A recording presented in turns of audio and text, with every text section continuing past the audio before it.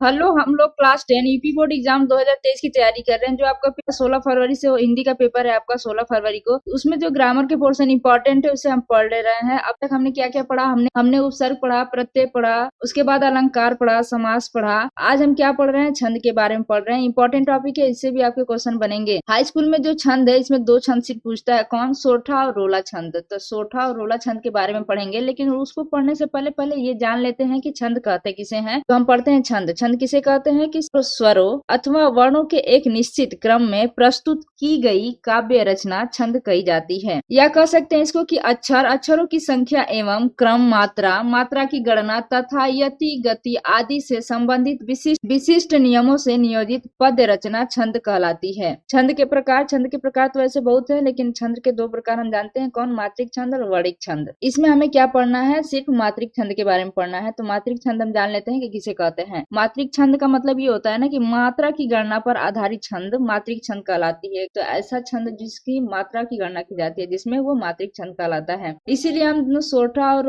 रोला में क्या करते हैं, मात्रा की गणना करते हैं, उसकी मात्राएं गिनते हैं। अब हम जान लेते हैं कि मात्रा की गणना कैसे करते हैं। तो उसके लिए हम जानते हैं कि अ, छोटी, छोटा ऊ, इन स्वरों की मात्रा जो होती है एक मात्रा मानी जाती है। इन स्वरों को अगर आपको गिनना हो, उसकी मात्रा गिनना हो, तो क्या करेंगे, इनको एक मात्रा गिनेंगे। क्या? एक मात्रा गिनी जाती है। और इसका चिन्ह क्या दिया जाता है? देखिए, वन खड़ी पाई समझ लीजिए कि वन एक है, जिसे हम क्या बोलते हैं, लघु। लघु मतलब क्या होता है? छोटा होता है, तो लघु कहते हैं इसको। जैसे हम समझ लेते हैं, देखिए मान लीजिए कि क है, क, अब क पे छोटी की मात्रा ये ई की मात्रा हो गई, और क पे छोटा की मात्रा, क पे छोटा की मात्रा हो गया। और ये चंद्र बिंदु अगर हो किसी पे, मान लीजिए कि क है, क पे चंद्र बिंदु है, तो ये भी क्या गिना जाएगा, ये भी लघु गिना जाएगा। अब जान लेते हैं कि दूसरा क्या है कि और मात्राएं बचा ना स्वर में, तो स्वर में अब क्या आता है, आ, बड़ी, बड़ा ऊ, ए, ऐ, ओ, औ, अंग तथा अह। कि ये जो होते हैं ये दो मात्राएं या दो मात्रा आप कह सकते हैं, दो मात्राएं गिनी जाती हैं। कितनी? दो मात्राएं गिनी जाती हैं। और जिनका चिन्ह जो होता है, ये देख रहे हैं आप, इसका चिन्ह जो होता है ये ऐसे लिखते हैं, इसका चिन्ह जो है ऐसे लिखते हैं। इसे क्या बोलते हैं, हम दीर्घ कहते हैं, और इसे क्या बोलते हैं, गुरु भी कहते हैं इसको। जैसे हम समझ लेते हैं कि जैसे क है, क पे आ की मात्रा हो गया, का हो गया, क पे बड़ी की मात्रा की, क पे बड़ाऊ का मात्रा कु, क पे ए का मात्रा के, क पे आई का मात्रा क, क पे ओ का मात्रा को, क पे औ का मात्रा क, क पे अंग का मात्रा कंग, क पे आ का मात्रा क। हो गया आपका। ये समझ लीजिए, इसको क्या गिनेंगे अगर ये आ जाए हमारे काव्य रचना में या काव्य पंक्ति जो भी हो, इसके लिए हम क्या गिनेंगे, इसकी मात्राएं दो गिनेंगे। और संयुक्त अक्षर या उसके ऊपर अनुस्वार वाला अक्षर भी गुरु कहलाता है। अब जान लेते हैं यति किसे कहते हैं। यति क्या होता है कि छंद पढ़ते समय उच्चारण करने की सुविधा के लिए तथा लय को ठीक रखने के लिए कहीं कहीं विराम लेना पड़ता है। इसी विराम या ठहराव को यति कहते हैं, कहलाता है। या हम कह सकते हैं कामा का चिन्ह या विराम लग जाए तो वही क्या कहलाता है, वो चिन्ह क्या कहलाता है, यति कहलाता है। देख लेते हैं कि आपके बोर्ड एग्जाम में प्रश्न कैसे पूछता है। प्रश्न पूछता है कि सोठा की परिभाषा उदाहरण सहित लिखिए, या पूछ देता है कि सोठा छंद का लक्षण और उदाहरण दीजिए। तो लक्षण हो या परिभाषा हो, दोनों एक ही होता है। आप लक्षण हो या परिभाषा आप लिख सकते हैं कि मैं आपका बस हेडिंग होना चाहिए। अगर लक्षण दिया है तो लक्षण, और परिभाषा दिया है तो परिभाषा लिखना है। तो अब हम जान लेते हैं कि सोठा छंद किसे कहते हैं। तो परिभाषा लिखते हैं सोठा की परिभाषा क्या होती है। सोठा छंद जो होता है वो दोहे का उल्टा होता है, या कह सकते हैं कि यह एक अर्धसम मात्रिक छंद है। क्या है? अर्धसम मात्रिक छंद है। मतलब इसमें अर्धसम मतलब क्या है, अर्ध मतलब आधा, सम मतलब बराबर, मतलब कि आधा बराबर है। क्या? मात्रिक मतलब मात्रा। इस छंद में जो है आधा मात्राएं बराबर होती हैं एक दूसरे से, वही क्या कहलाती हैं, ये अर्धसम मात्राएं कहलाती हैं। तो सोठा क्या है, एक अर्धसम मात्रा की मात्रिक छंद है। इसमें होता क्या है कि इसके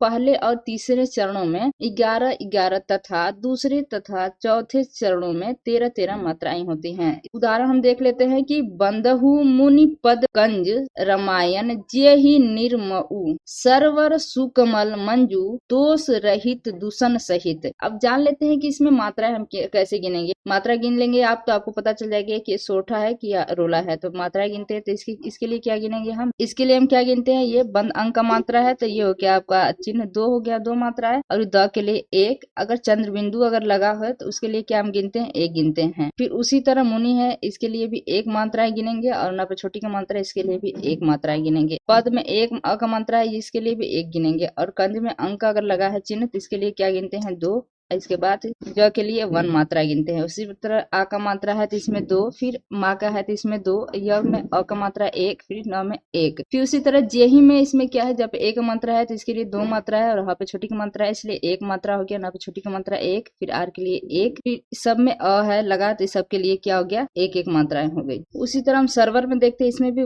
1 मात्रा है, इसमें भी सब में अ है तो इसके लिए 1 मात्रा है, तो यहाँ से 4 मात्राएं हो गई। फिर इसके लिए भी 1 मात्रा है, इसके लिए भी 1 1 1, फिर इसके बाद इसमें 2 मात्राएं हैं, फिर इसके बाद 1 मात्रा है, इसके बाद इसमें 2 मात्रा है, फिर इसके 1, फिर 1 मात्रा, फिर 1 मात्रा 1 मात्रा, फिर 2 मात्रा, फिर 1 1, फिर 1 1 1। देखिए इसमें 4 है ना, कामा लगा है तो एक पहला चरण, ये दूसरा चरण, ये तीसरा चरण, ये आपका चौथा चरण। इसमें क्या दिया है कि पहले और तीसरे चरण में 11 मात्राएं हैं। देखिए हम गिन लेते हैं इसमें कि देखिए 2 1 3 4 5 6 7 8 9 10 11, 11 इसमें हो गया। उसी तरह इसमें गिन लेते हैं 1 2 3 4 5 6 7 8 9 10 11, इसमें भी 11 हो गया। इसका मतलब क्या है, ये इसमें दोनों में 11 11 मात्रा है पहले और तीसरे चरण में। उसी तरह इसमें भी गिन लेते हैं 2 1 3 4 5 6 7 8 9 10 11 12 13 हो गया। इसमें 13 मात्राएं हो गई, 13 मात्राएं हो गई तो इसमें भी 13 मात्राएं हो जाएगी। इसमें देखते हैं 2 4 5 6 7 8 9 10 11 12 13, ये हो गया आपका 13 मात्राएं यहाँ से भी, तो इसमें भी हो गया आपका दूसरे और चौथे चरण में भी मात्राएं बराबर हो गई। इसलिए स्पष्टीकरण में हम लिख सकते हैं कि इस छंद के पहले और तीसरे चरण में 11 11 मात्राएं तथा दूसरे और चौथे चरण में 13 13 मात्राएं हैं, अतः यह सोरठा छंद है।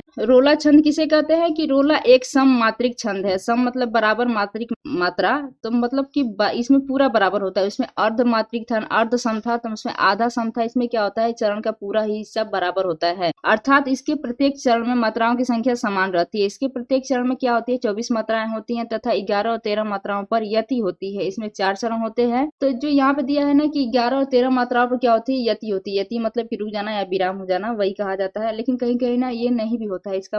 और इसमें क्या होता है, इसमें 4 चरण होते हैं। सम मात्रिक मतलब कि प्रत्येक चरण के जितनी मात्राएं हैं, मतलब 24 मात्राएं इसमें है तो 24 मात्राएं इसमें भी, 24 मात्राएं इसमें, 24 मात्राएं इसमें, सब में इसमें भी 24 मात्रा, इसमें भी 24, इसमें भी 24, इसमें भी 24 मात्रा, मतलब चारों में क्या है, प्रत्येक चरण में 24 मात्राएं होती हैं। तो उदाहरण क्या है इसका कि भई थकित छवि चकित हेरी हरे रूप मनोहर, है आनहि के प्राण रहे तन धरे धरोहर, भयो कोप को लोप चोप और उमगाई, चित चिकनाई चढ़ी कढ़ी सब रोस रुखाई। अब रोला छंद में हम कह सकते हैं, या परिभाषा है, आपको परिभाषा लिख के लिख सकते हैं, या लक्षण भी दिया है ना कि लक्षण भी लिख सकते हैं तो लक्षण भी लिख सकते हैं। तो इसको ऐसे भी हम लिख सकते हैं कि रोला एक सम मात्रिक छंद है। इसमें 4 चरण होते हैं, प्रत्येक चरण में 24 मात्राएं होती हैं तथा 11 और 13 मात्राओं पर यति होती है। ऐसे भी लिख सकते हैं, आपको जो आसान लगे वो आप लिख सकते हैं। उदाहरण इसका भी हम देख लेते हैं। उदाहरण क्या है कि जीती जाती हुई जिन्होंने भारत बाजी, निज बल से बलमेट